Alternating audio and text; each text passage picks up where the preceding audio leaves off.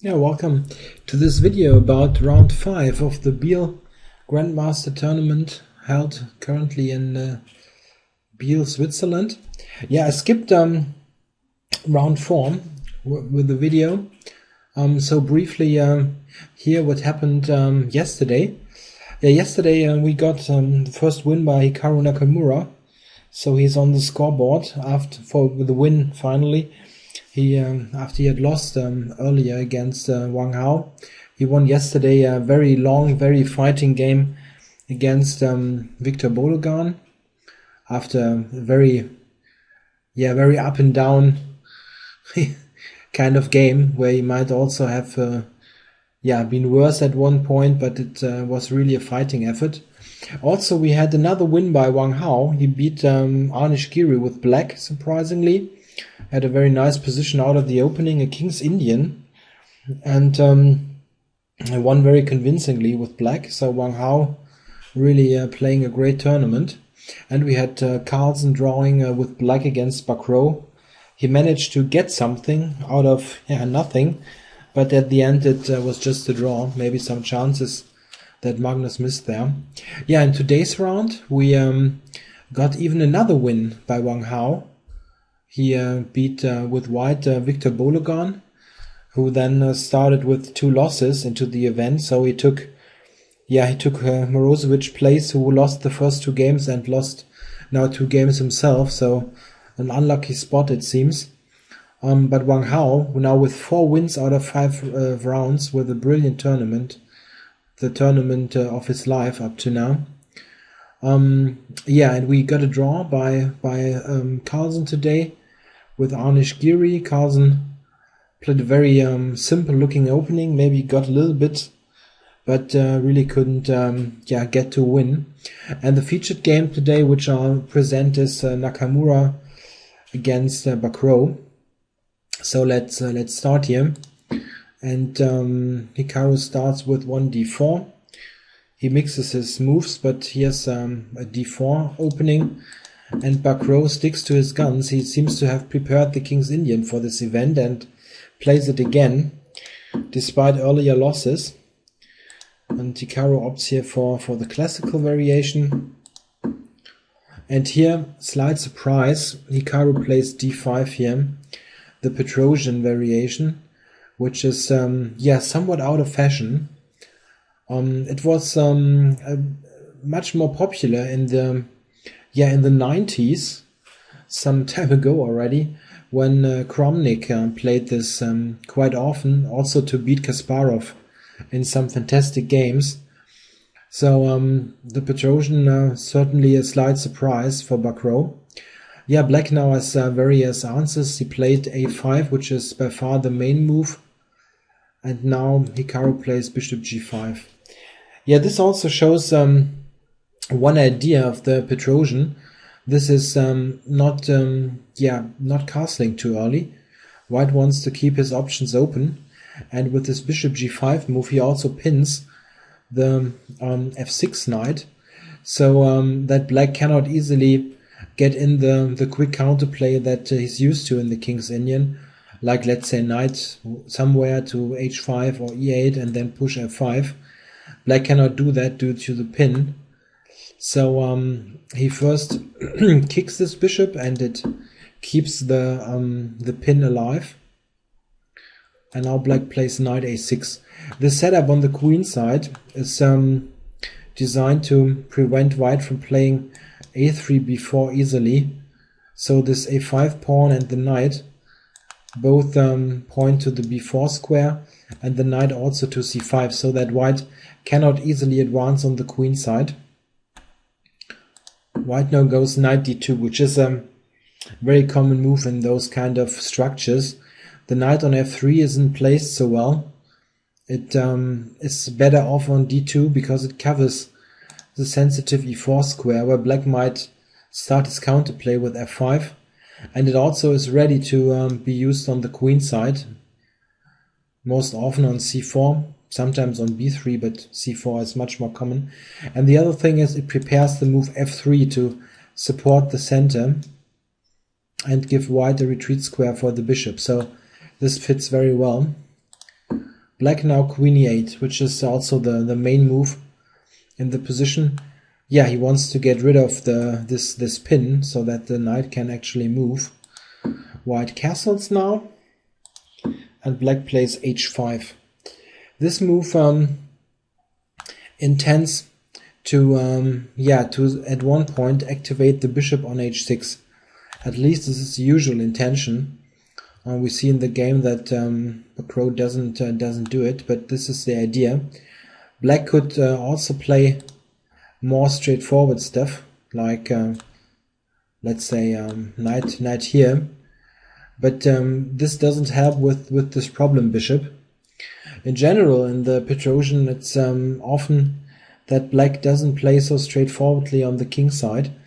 We see in the game that black can play this way, but it's it's rather risky. We'll see what happens.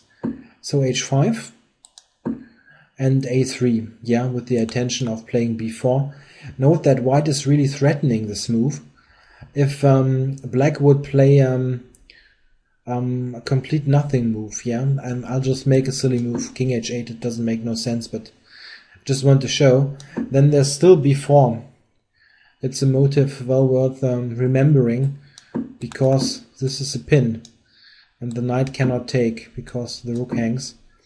So need to be careful. Sometimes b4 is a threat even with a knight on a6 and a pawn on a5. But okay, king h8 of course is a silly move.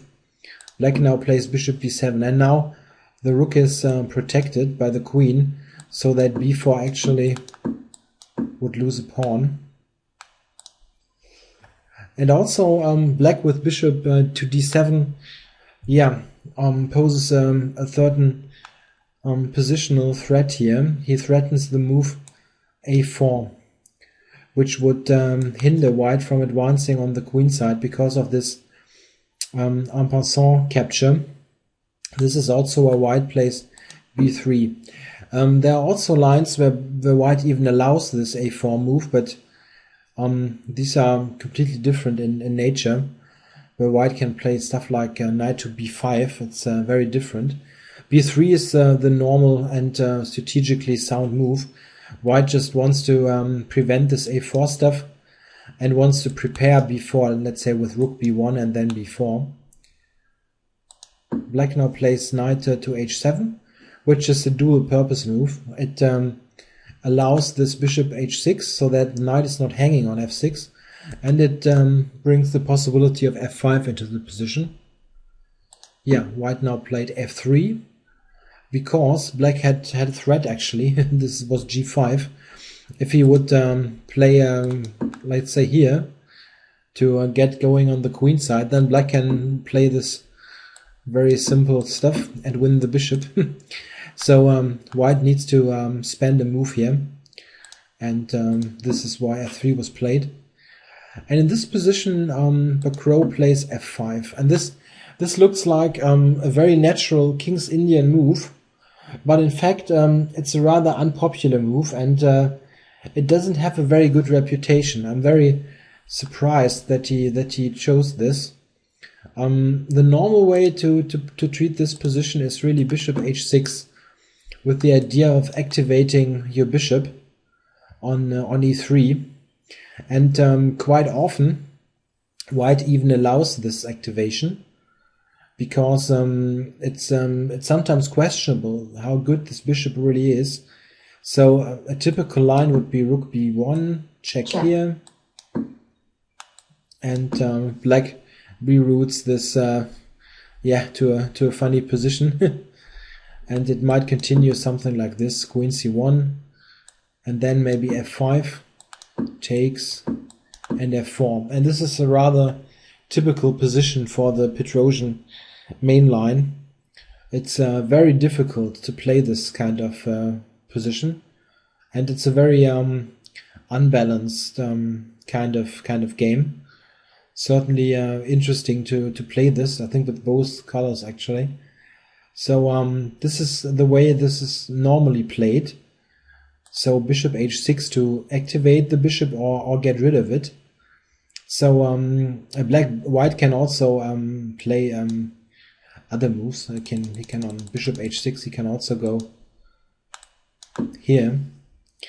But this has certain other implications. For instance, if black then plays knight c5, you cannot easily play b4 here, because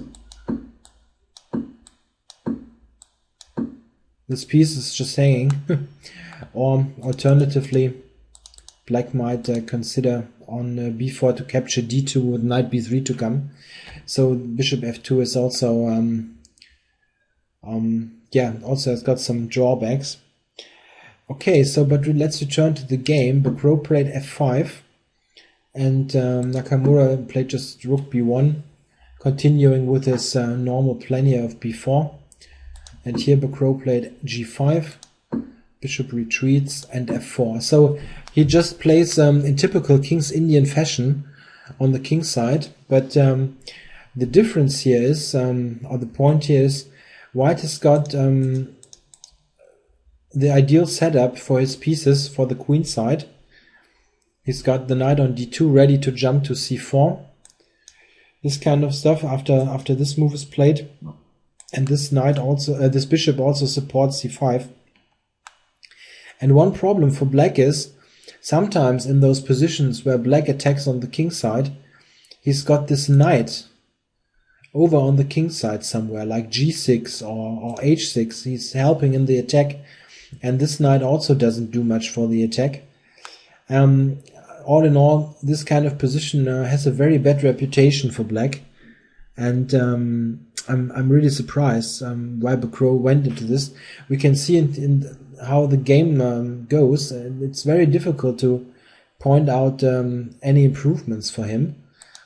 So yeah, white just played b4 here, quite normal, and now played queen g6 to support the g4 move, and white gets in c5.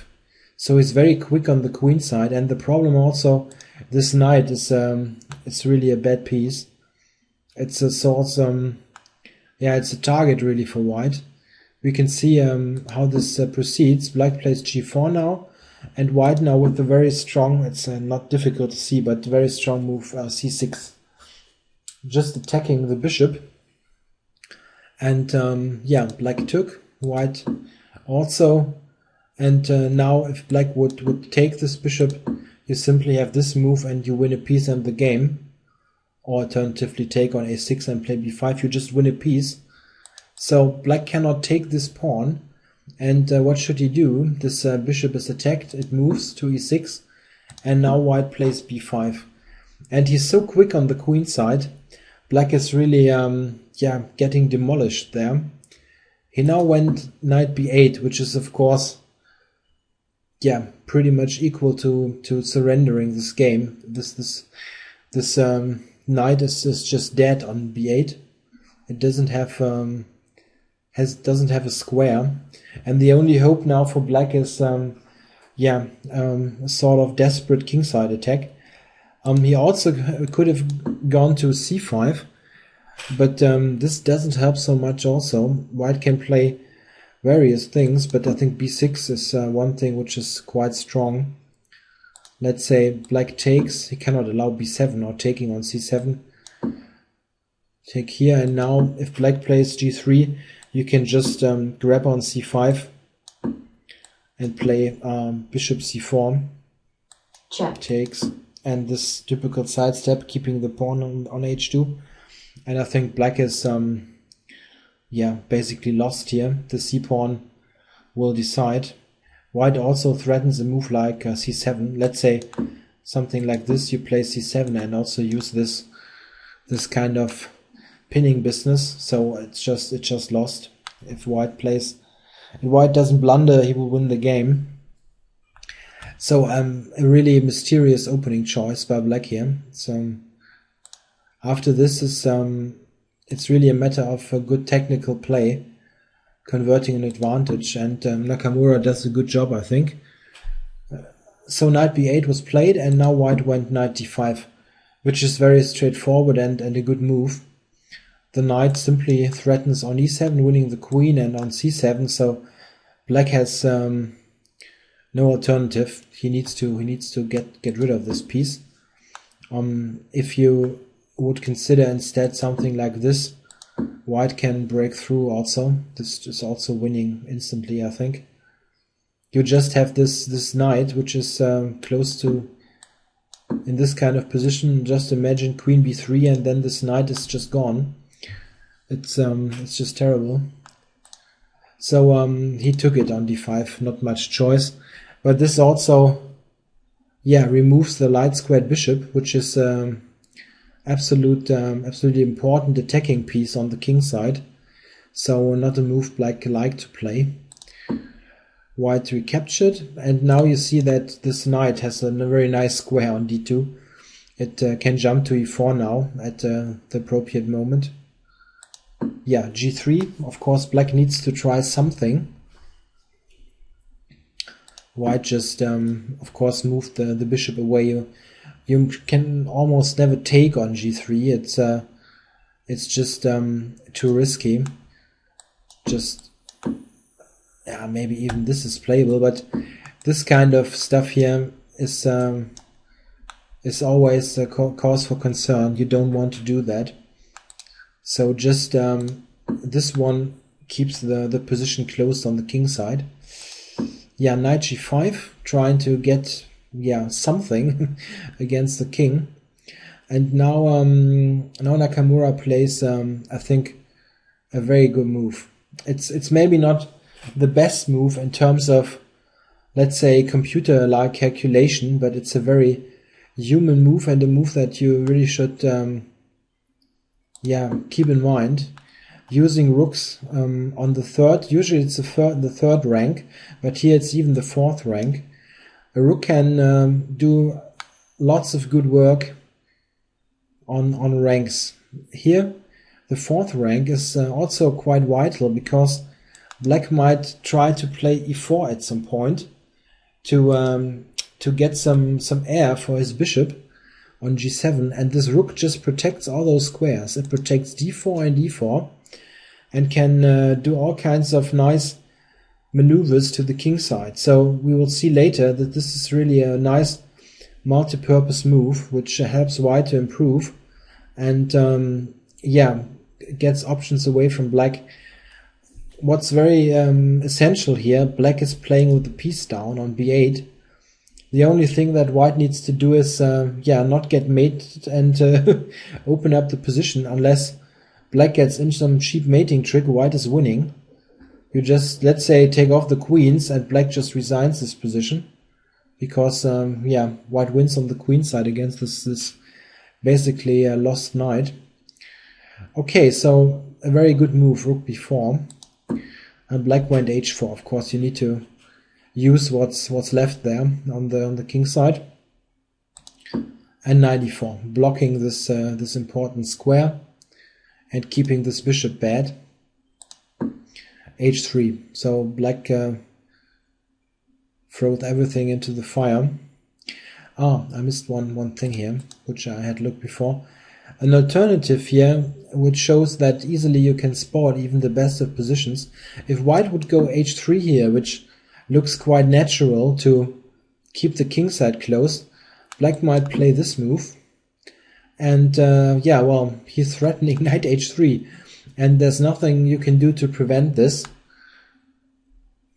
It's getting really a bit weird now. Let's say white plays some move, and black can just take. Just have a look at this kind of stuff. It can get hairy very quickly, so you really don't want that. h3 just gives a point of attack to black. It's just a weakness there, this pawn. Okay, but Nakamura played this just fine. He played knight e4, black played h3, and here he decided to take these pawns off. At one point you need to clarify this the situation. F takes g. Here an alternative we should look at quickly is taking on g2. Here I'm sorry. And here you can see one nice point. Let's say this happens, then white actually can play something like this. And you see that the rook is just brilliantly placed on the 4th rank. Here white has completely killed black's desperation attack and will attack on the king side himself. After all, he's got an extra piece. This thing is not playing. So a nice line to illustrate the merits of the rook here on the 4th rank. Okay, black took here on g3. And here, white has multiple ways to win, but I think it shows a pretty good one. Queen d2, which tries to, force issues here with the knight. At this in this position, I think Bacrot could have, put up somewhat tougher resistance. He played rook f4, but maybe he should have tried to capture on g2. It's maybe it's an idea. It sets white more problems. A possible line: king takes on g2, and now black has the somewhat shocking move knight h3. The point being, if white takes, then this check is quite dangerous. King g2, queen h2 is just mate. So okay, I can put it on the board quickly. Checkmate. So you need to take the pawn, and then bishop h6 gets really hairy. The only thing that white can do is knight g5. Takes, and rook g4. And this at the end is even this is rather good for white, but I don't know, it looks like a tougher resistance. The thing is, white is an exchange down, but look at this, this is not a piece. So white might still be winning here with this b6 threat. But all this seems to, I think, muddy the water at least a bit. So I think he maybe should have tried to, instead of rook f4, take here. Another line which is rather interesting here after this is white could also take here, but this leads to somewhat murky positions even. King f2, and if white wants to escape, but I don't know, I mean, black is certainly still worse and probably lost, but it looks like, I don't know, a little bit of chances to maybe get some swindling. If you look at the game, he played, as mentioned, rook f4, and now white just grabbed on g5, queen retakes, and takes h3, and you lack this knight. The knight is the trick piece here, where you might get something in, and now this is just over. Queen here, bishop g3, and white repels all kinds of attacks here. It's just nothing now. White is this piece up, and black doesn't have a real attack. He tried to take on h3, but white can just capture all there is, and here black resigned. He doesn't have any kind of counterplay, not even a check. So a very clean looking win for Hikaru Nakamura here. He actually, I think, didn't need to even play his best here, or let's say it wasn't a huge challenge to him, because simply this kind of play here is rather weird. At least after this, I mean, maybe you can play f5. I even found game of Garry Kasparov's with f5, but he didn't close the position now with g5 and f4. He played knight c5 or something in this position against Kramnik in a rapid game. But this kind of formation is simply, I think, not playable. I looked it up in the database, just to demonstrate this position. I found, I think, 11 games in the database, and White has scored 10.5 points. So he's got a 97 something percentage score, or 95%, whatever. So this is just not playable. No idea what Bacrot was thinking here. Played this rather quickly also. Maybe you confused the move order or something. Yeah, okay, what does this mean? We have Wang Hao in the lead with this huge 4 wins out of 5 games. But Nakamura is also in the hunt again after his 2 wins. Biel uses a 3-point scoring system, so this 2 wins and 1 loss is rather okay. You get 6 points for the wins, and yeah, I think all chances are intact for Nakamura still, but it will be hard to catch Wang Hao with his 4 wins. He's just incredible. Yeah, thanks for watching the video. Hope you liked it, and I think I'll do some more Biel coverage over the weekend. Yeah, thanks and bye.